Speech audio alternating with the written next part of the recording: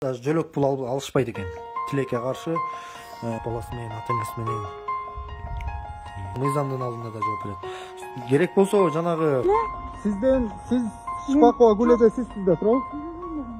Ассаламу алейкум, урматтуу мекендештер, жалпыңыздарга ысык салам. Урматтуу мекендештер, бүгүн биз Ысык Көл областына караштуу Түп районунда жүрөбүз. Ошол жаш үй бүлө кайрылыптыр, жардам сурап. Ошонун үстүнөн келгенбиз, караштырып. Баягы эле сүткорлор, процент бергичтердин үстүнөн иштеп. Бүгүнкү күнү бир Түп районунда жашаган, аты жөнүн аны чыгарбай турайын, шашпай чыгарып берем баарынан. Ошол мына сөз башынан болсун, мына эми баягы коомчулукка деле чыгарып эме кылган эмес. Мына 60 000 сом алышыптыр жаш үй бүлө. Кадырбек уулу Байыш жана келинчеги Гулят 60 000 сом алат. 60 000 сом алышат процентке. 18 майда 18 000 берет, июльда 36 000 берет, июльда 12 600 берет, 21 августта 20 000 берет. Итого 86 600 сом берип атышат булар. Анан 42 000 астата калды деп туруп, кайра булар аргасыздан ушуну төлөш үчүн, баягы муну төлөйбүз деп бирөөлөрдөн алганда кайра 75 000 сом ошол айымдан алышат. 23 августта. Ошо менен булар эч жерде иштебегенине байланыштуу күйөөсү 10 500 эле зарплата алат экен. 4 баласы бар. Үйдө келинчеги иштебейт. Мамасы пенсионер.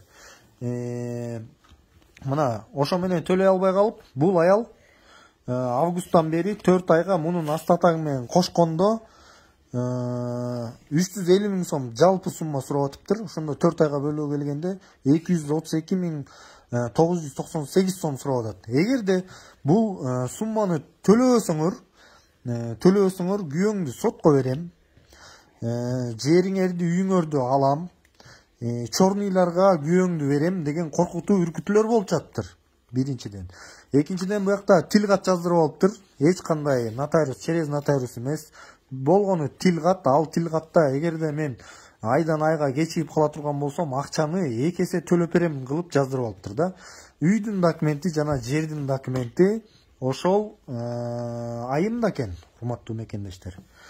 Мына эми туугандар, өзүңүздөр көргөндөй эле бул үй бүлө азыркы тапта жаш үй бүлө болгондугуна мына апам отурат. Мына апабыз да азыр сүйлөй албай атат, тилекке каршы кичине ден соолугуна да байланыштуу. Мына кичинекей балдары менен үйдө эч жерде иштебей, мына келинчеги да ыйлап отурат бакыштарым.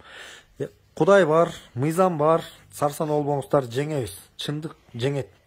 Ага окшогон сүткорлор акыретте да жооп берүүчү күнү келет алардын. Азыркы тапта мыйзамдын алдында да жооп берет. Керек болсо жанагы соцфонд ушул кичинекей балдарга жөлөк пул алышпайт экен. Тилекке каршы мына күйөөсү больницада плотник болуп иштейт, плотник болуп иштеп 10 500 гана сом алышат экен мекендештер.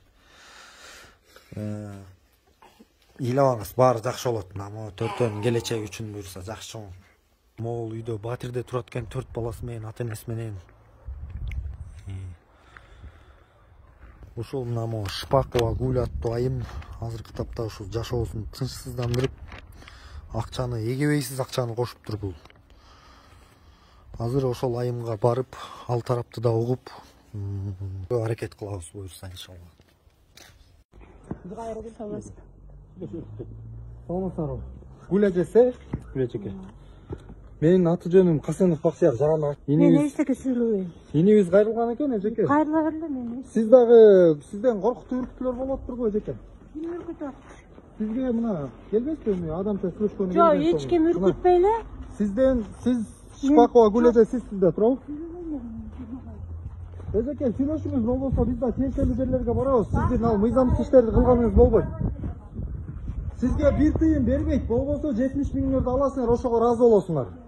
Эгерде эртеңде дагы да коркутуу үркүтүүлөр болсо, анда биз аркасынан тиешелүү жерлерге мыйзам билсеңиз, анда келиңиз сүйлөшөлү адамча.